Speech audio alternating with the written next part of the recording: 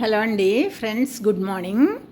నేను 10 మామిడికాయ ముక్కలు తెచ్చుకొని ముక్కలు చేసుకొని ఇలా ఎండబెట్టుకొని ఒక బేసిన్లో వేసుకొని రెడీ పెట్టుకున్నానండి. ఆవకాయ కూడా పెట్టేశాను, కానీ ఇది అప్లోడ్ చేయడానికి కొంచెం టైం తీసుకుంది. దీనికి కావలసిన మెంతులు వేయించుకున్నాను, ఆవాలు కూడా వేయించుకుంటున్నానండి. ఆవాలు మెంతులు చక్కగా మంచి సువాసన వచ్చే వరకు వేయించుకోవాలి. బాగా వేగిపోవాలి. అది చిట్టుపట్లు ఆడుతూ ఉంటాయి ఆవాలు. ఆ టైం దాకా కూడా ఒక దళసరి గిన్నెలో పెట్టి ఇలా వేయించుకోవాలండి. మేము ఊరగాయలు ఎప్పుడో పెట్టాను, కానీ ఇది అప్లోడ్ చేయడం మర్చిపోయాను. ఆ వీడియో ఇందాక చూస్తుంటే గుర్తుకొచ్చింది. అలాగే మంచి ఇంగువ, ఏ బ్రాండ్ అయినా పర్వాలేదండి, ఊరగాయలు ఇంగువ అని అమ్ముతారు. ఆ ఇంగువ తెచ్చుకున్నానండి. తెచ్చుకుని ఆవాలు మెంతులు వేగిన తరువాత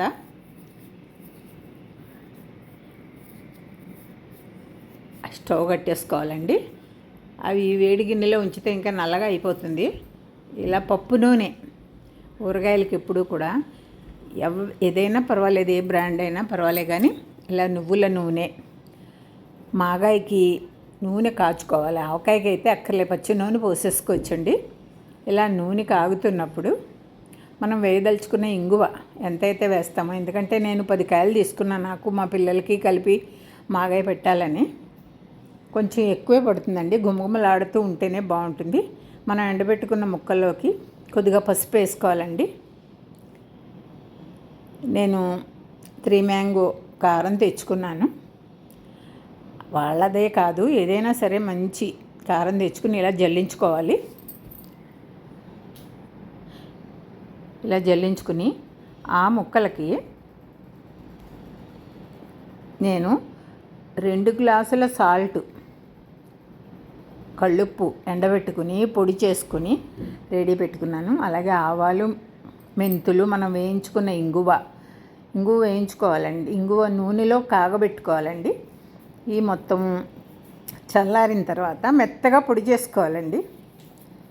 చాలా మెత్తగా పొడి చేసుకుని ఈ ఆవాలు, వేయించుకున్న ఆవాలు, మెంతులు, ఇంగువ ఇదన్నీ ఒక బేసిన్లోకి తీసుకున్నానండి.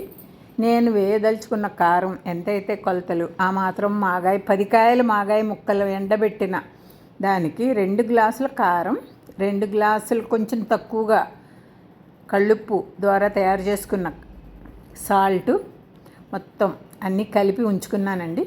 ఈ ఆవాల మెంతుల మిశ్రమం, ఇంగువ కూడా వేసి మిక్సీ చేసుకున్నాం కదండి. ఈ ఉప్పు కారం ఇవన్నీ ఇలా కలిపి ఉంచుకొని దాంట్లో మనం పొద్దున్న సాయంత్రం దాకా ఎండబెట్టుకున్న మాగాయ ముక్కల్లో ఇవన్నీ కలిపేసుకున్నానండి. రోజు ఎండ కాసేది. ఆ రోజున మేము మాగాయ ముక్కలు పెట్టిన రోజున ఎండ మా ఇంటి దగ్గరికి సరిగ్గా రాలేదు. దాన్ని మళ్ళీ ఇంకెక్కడో పెట్టి మా వారిని కూర్చోబెట్టి మళ్ళీ నేను వెళ్ళి ఆ రోజంతా ఎండడానికి కొంచెం మాకున్న ప్లేస్లో కొంచెం ఇబ్బంది అయింది. అయినా మొత్తానికి సాయంత్రానికి బాగా ఎండిపోయాయి. తర్వాత ఇలా రెడీ చేశానండి. ఇప్పుడు తాలింపు కూడా కొంతమంది వేసుకుంటున్నారు, నేను కూడా వేద్దాము. ఈ సంవత్సరం ఎప్పుడు వేయలేదు. తాలింపు కూడా వేసుకుంటే బాగుంటుంది. ఎండుమిరపకాయ ముక్కలు, కొంచెం ఆవాలు, కొంచెం జీలకర్ర. ఇందాక ఇంగు వేసేసాను కనుక ఇంగు అవసరం లేదండి. ఇలా రెడీ చేసుకున్న మాగాయ ముక్కలో చల్లారిన తర్వాత ఆ పోపు మొత్తం కూడా వేసుకుని కలుపుకుంటే ఇంకొంచెం టేస్ట్ పెరుగుతుంది, అంతేననుకోండి. పూర్వం మా చిన్నప్పుడు మాగాయలో తాలింపులు అవి పెట్టేవారు కాదు.